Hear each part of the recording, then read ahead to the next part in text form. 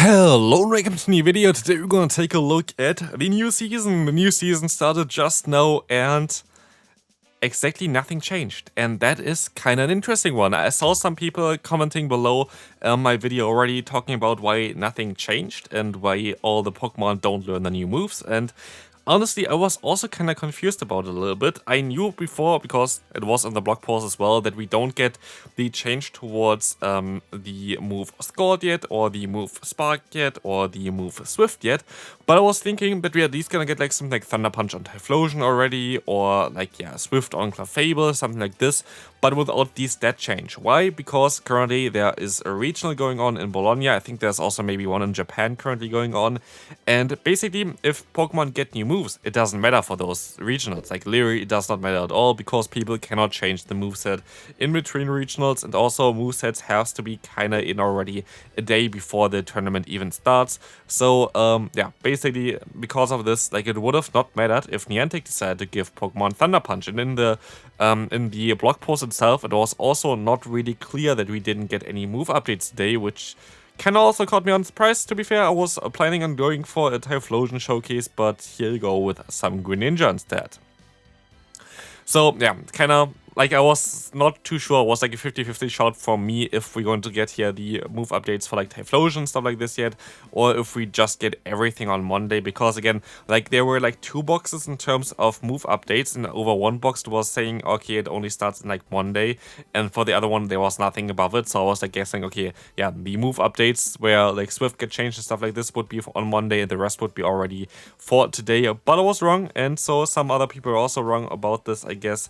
It's just Niantic communicating nothing again. But anyway, we're going to have here a substitute team, which I did not plan on showcasing today, but it is a very solid team. Like, it is most likely one of the strongest teams that you can run around Greninja. Greninja is like so much fun to play. Honestly, by far I would say even the best Pokemon on this team. Greninja is just so much fun, because you're just gonna get to the charge moves super fast. You have a squishy Pokemon that has a 12.5% chance of boosting, and that's just kind of fun to play, right? So today we're going to have, of course, here the early battles against people that sometimes don't know really what they're doing, like running Mudshot on something like a Toxicroak might be, for example, one of those examples here. But we're going to see the opponent having a double poison line already, which is kind of great. We're going to have a double ground backline here. And honestly, this team is just destroying also Bastion, which is really good for this team. There were so many Bastion towards the end of the last season because everybody was like running toxic teams. And look at this team and look at Bastion. Literally every single Pokemon wins against it. And so this team definitely cool. Also against anti-toxic team is basically what this team is about.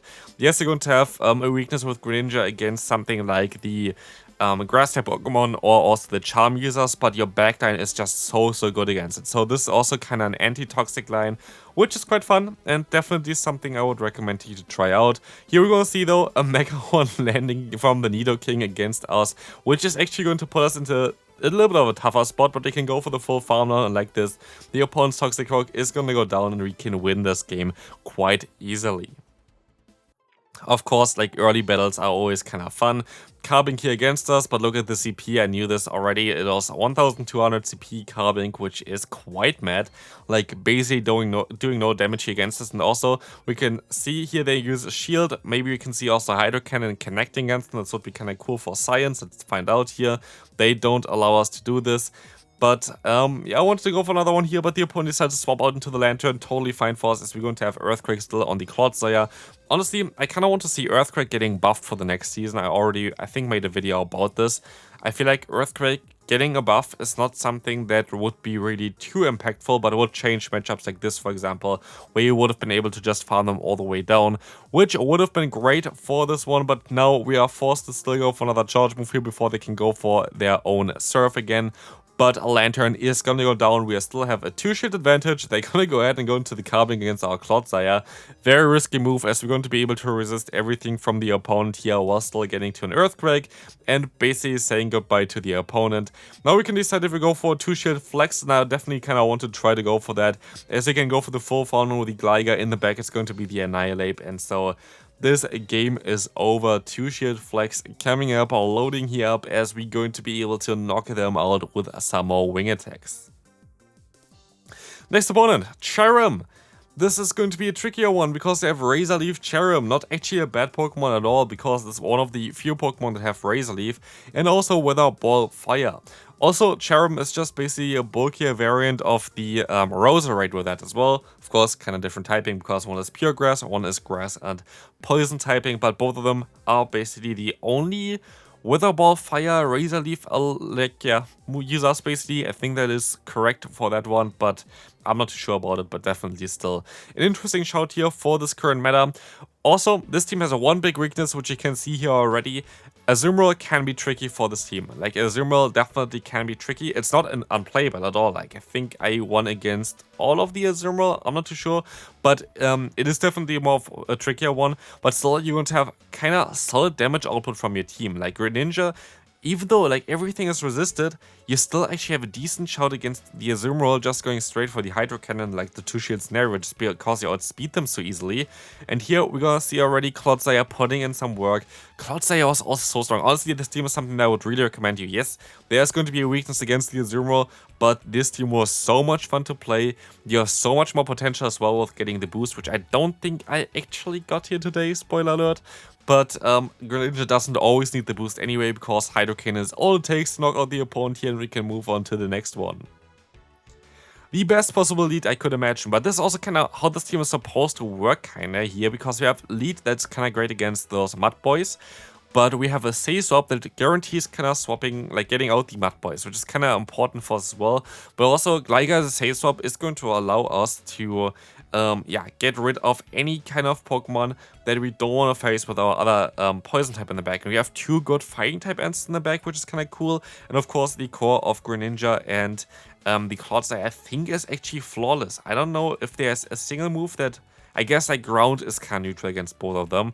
But basically everything else, like they cover each other's weaknesses like nearly perfect, which is kind of mad. So for sure, a very good core here. But again, like Gligar is a perfect glue in between here for those Pokemon. Also, here I was going to go ahead and go for another charge move here against the opponent's Abomasnow, which is kind of nice. Again, like Greninja is putting in so much work, and it's even a CMP tie. And so what we can do is we can let this move go through. We can go back into our Gligar. We still have a shield, so we can use shield here against the opponent's Weather Ball Ice, and so we hopefully can still farm down. Abomasnow for sure core breaker for this team, but a Bronzong in the back can actually be a little bit of a trickier one. We can hit one dig here, but the issue is that they're gonna be able to knock me out here, hopefully, or like most likely at least for the opponent.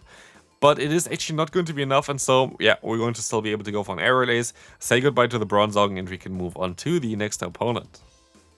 We still would have been able to survive easily the Psyshock on our Clodsire anyway, so it doesn't really matter. Anyway, we're going to have here the Azumarill against us. Again, horrible lead for us, horrible Pokemon to encounter for the entire team. What do? We of course swap into our Gligar, which is going to have a little bit more pressure onto the opponent, as a Dig plus Aerial Ace plus the Wing Attack is doing quite a decent job here at getting the opponent a little bit low.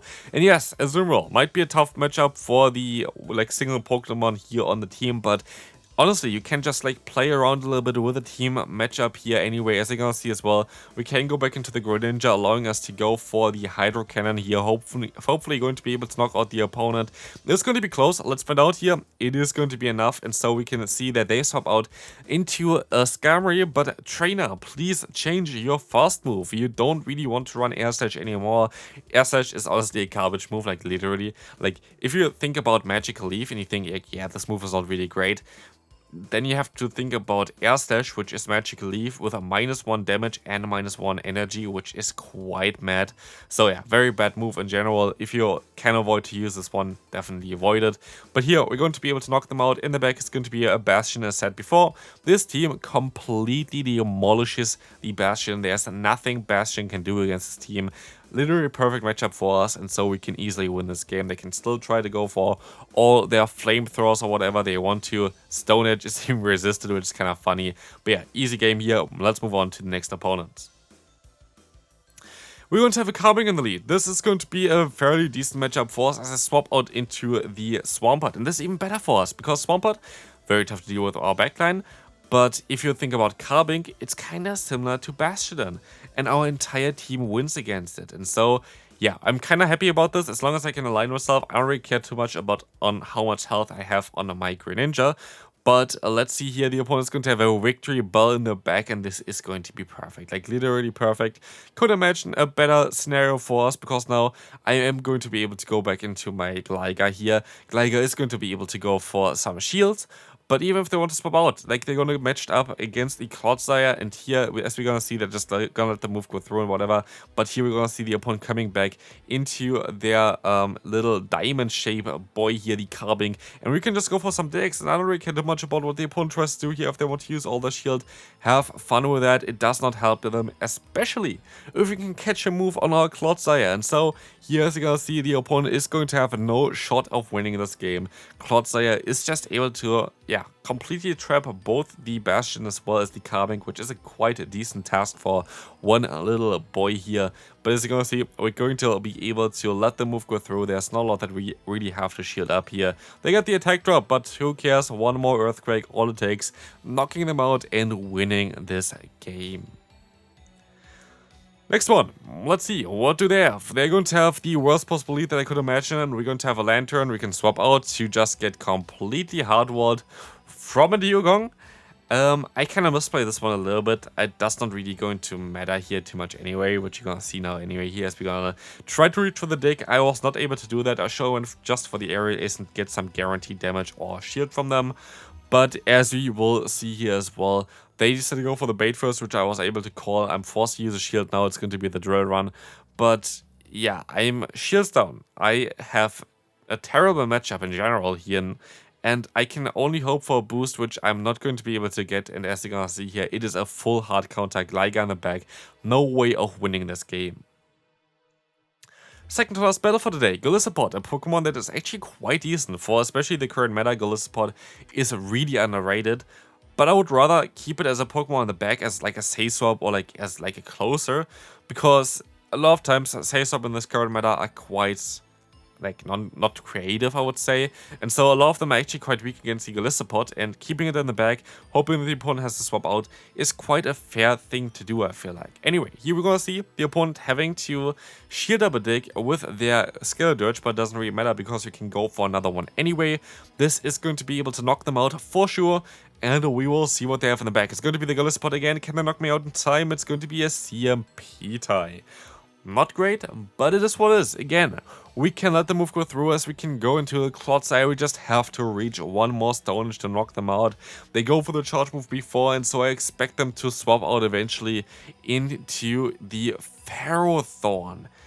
That's mad. And so, here, this is going to be a very tough one for me, because Ferrothorn is just going to be very good, especially against the Greninja, but also still not as ideal for me here.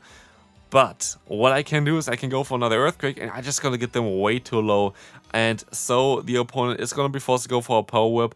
I can go for the full farm down, and it's just going to be down to Greninja. Can we still take a move? We don't even have to, because we can still outspeed them. And so this is going to be it for this one. Final battle coming up now. We're going to have another horrible Elite Four, so let's see if we can deal with that. Why do they swap into the Bastion here? So apparently their best answer to a Gligar is a Bastion, and so I'm not too sure, like honestly, like I'm not too sure on why this is the case, but as you're gonna see, we can use one shield. The opponent decides to go for one charge move, totally fine. We can go for the dig here straight away, trying to get some damage onto them, which does work out quite well, and so I could try to go for another one here, which I'm going to do, and this is going to be a little bit of a tougher one, but this is going to be able to get the shield from the opponent. Final shield is coming up now, and now there's no way for them to hide for anything. As you're going to see here, I can go back into the Greninja, they swap into the Toxicroak, and I decided to go for the Hydro Cannon. Hydro Cannon is going to be quite helpful, because it's going to do quite a lot of damage, and so I can catch a move onto my Clodsire. It is going to be the Mud Bomb, totally happy. I can go for the full farm down, and with this, the opponent is going to have a very easy time, I would say, as the opponent is going to go ahead and go back into a Medicham. What an interesting Pokemon. I wonder who is going to make a review for this Pokemon eventually again. Who knows? Maybe a spoiler alert for an upcoming video. But anyway, yeah, this is going to be it for the beginning of this season here. This team, very much fun to play. Not too sure about the move updates, wish they were already available. Of course, I do understand that like stuff like Spark and Scald cannot be nerfed midway through a tournament. but at least the other updates could have been in already. But if you're confused, now hopefully it kind of gives you a little bit more of a clearance there as well. But yeah, that's going to be it for me for today. Hopefully you enjoyed this one. If you did, feel free to like, and I'm going to go to sleep now. Bye-bye.